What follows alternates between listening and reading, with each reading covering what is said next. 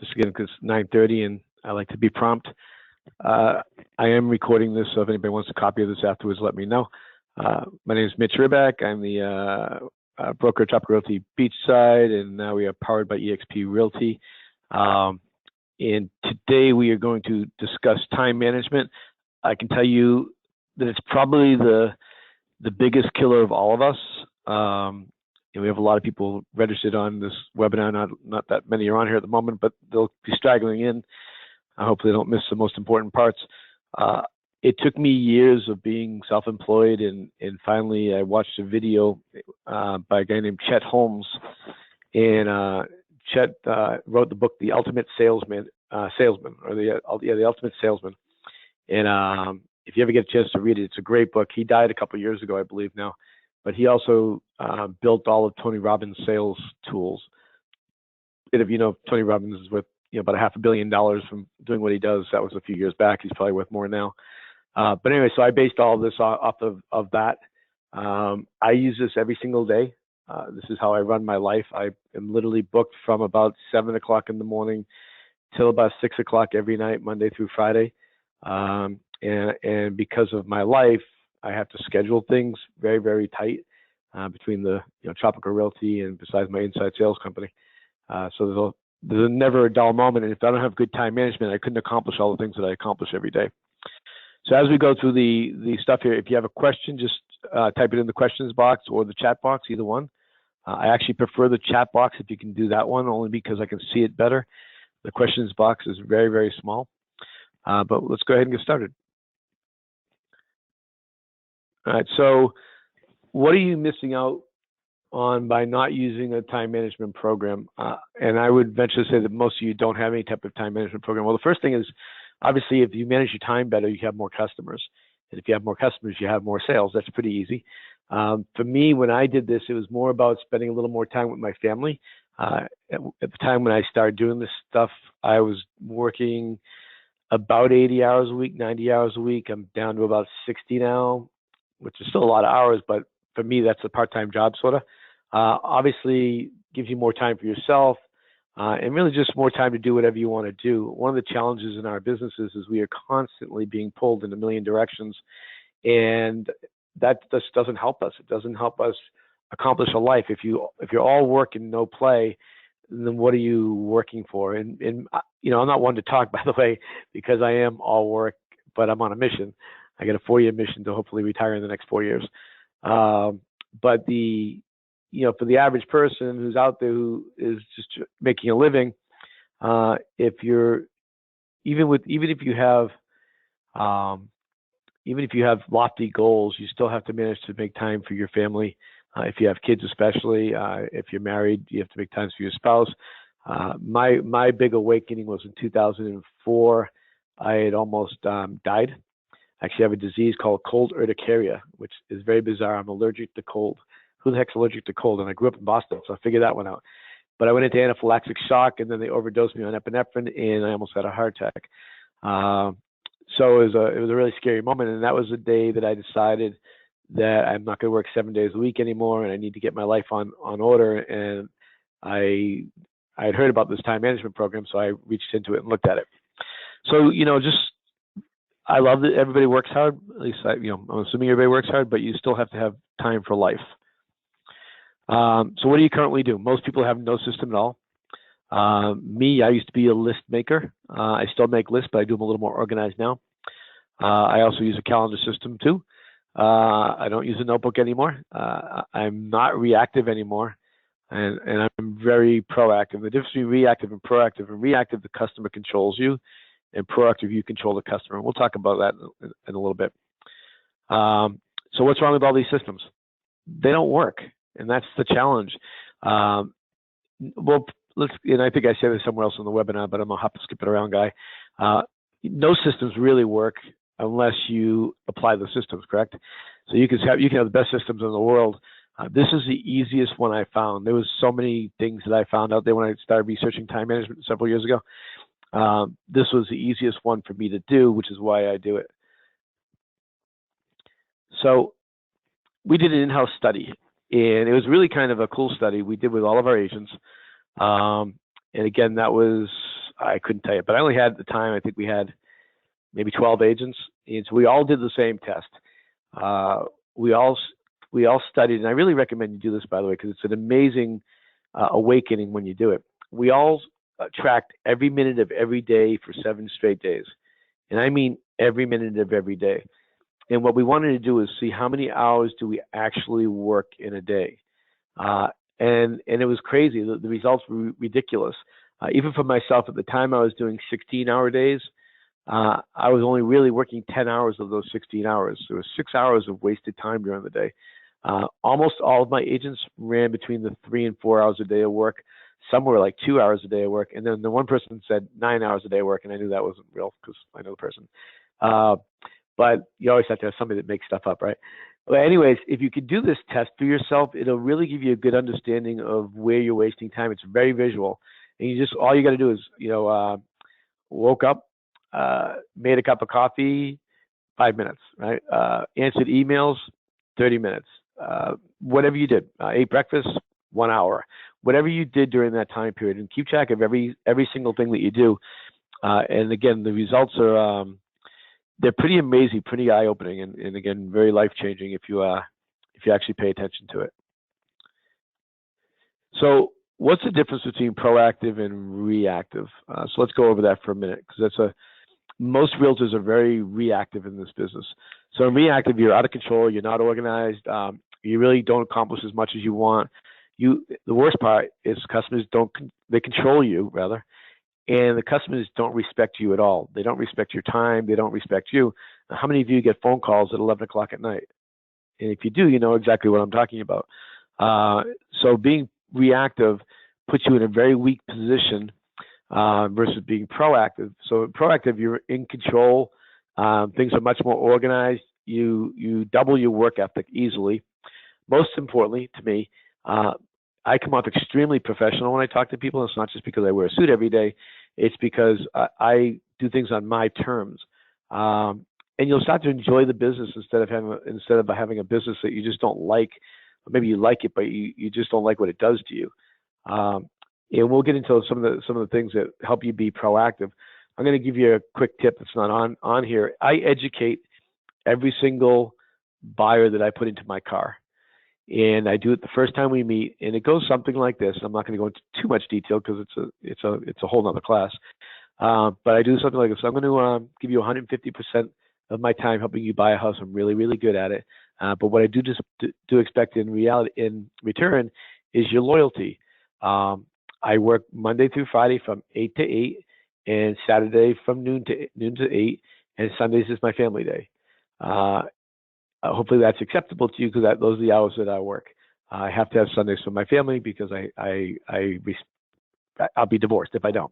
And then I go on and I start to explain the difference between FSBOs, places that we lose business. So we lose business for sale by owners, right?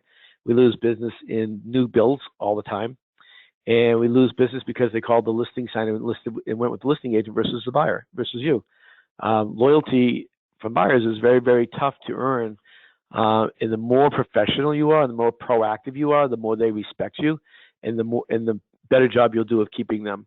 My mother was really, really good at teaching me Jewish guilt when I grew up, and so I just kind of throw a little Jewish guilt at them, and I let them know if they don't buy a house from me, I don't get paid.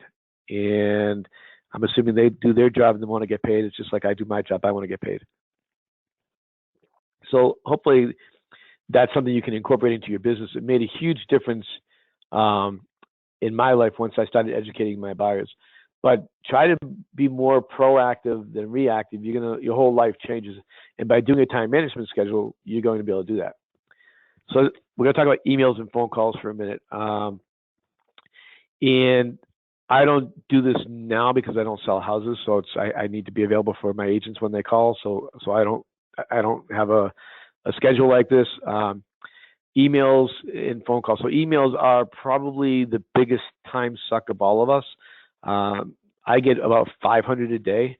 On every day, I have to read through about 300 of them, and I have to respond to 100 to 150 of them. It's an everyday thing. Very, very difficult when I'm traveling and I come back to thousands of emails. So what I do is I schedule certain times of the day to read my emails. I read my emails first thing in the morning, And the last thing I do before I go to bed, I read my emails. I also read my emails 11 o'clock in the morning, and I read my emails around 4 o'clock in the afternoon. Now, if I'm expecting something that might be different, and there's other things that will change that sometimes, but that's pretty much when I read my emails. People, and again, we'll talk about expectations in a second, but people are okay with whatever you tell them as long as you set the expectation. So I tell people this is my schedule when I answer emails. So and I always say, if you need me, if it's really, really important, text me. And that's in a Sunday, that's any day, any night, whatever, text me. If it's really, really important, text me.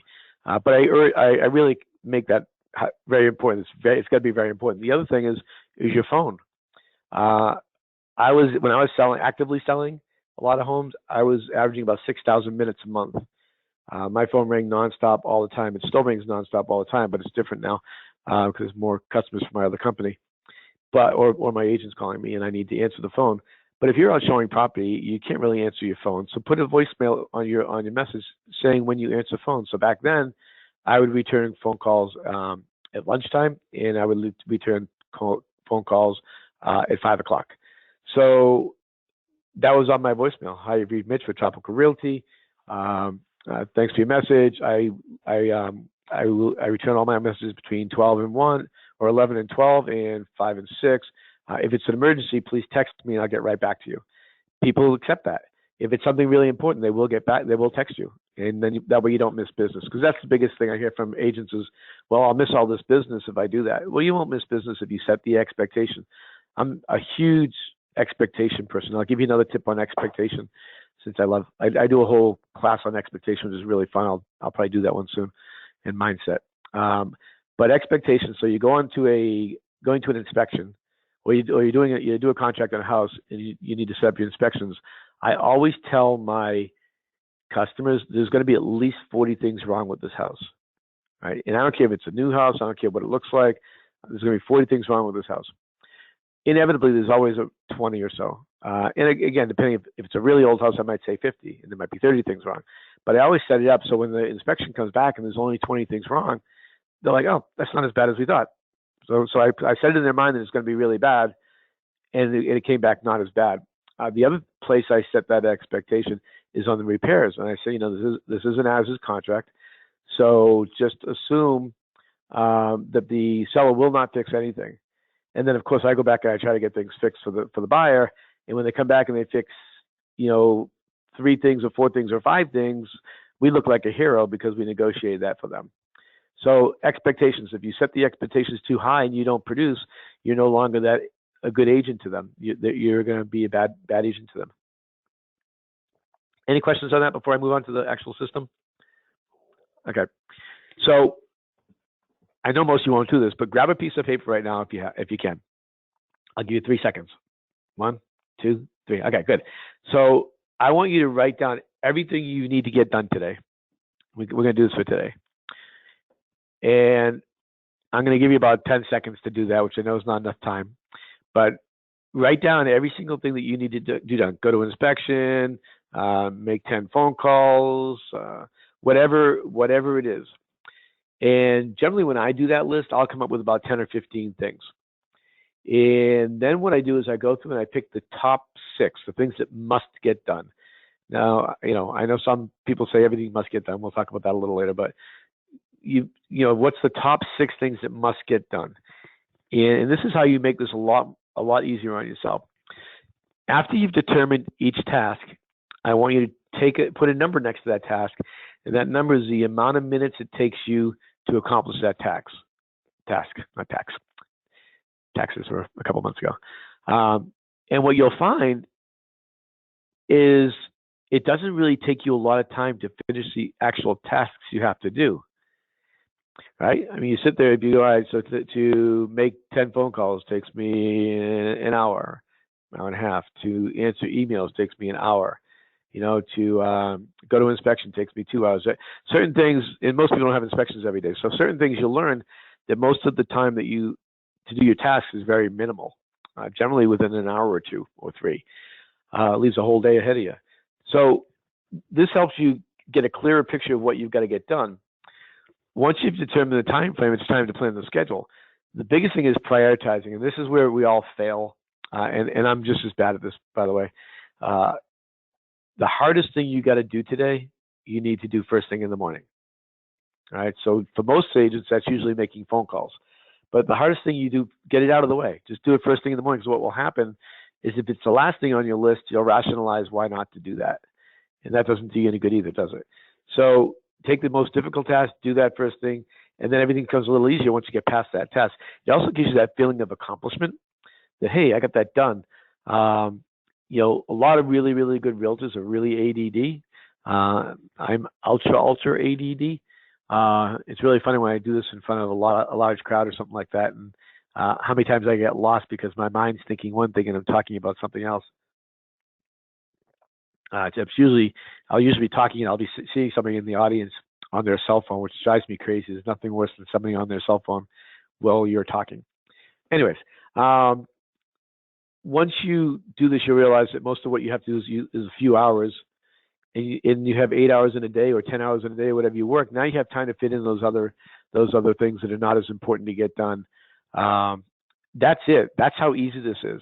You make a list of whatever you got to do, pick the most important 6 things that have to get done, prioritize them by figuring out how much time it takes, do the most important one in the morning, the most difficult, not most important, but the most difficult one in the morning, and then go through that. If you follow these steps, I promise you, your life changes. I mean, it's just amazing how this affected my life. It was unbelievable. So this only works if you spend 5 minutes a night doing it. It only works if you stick to it.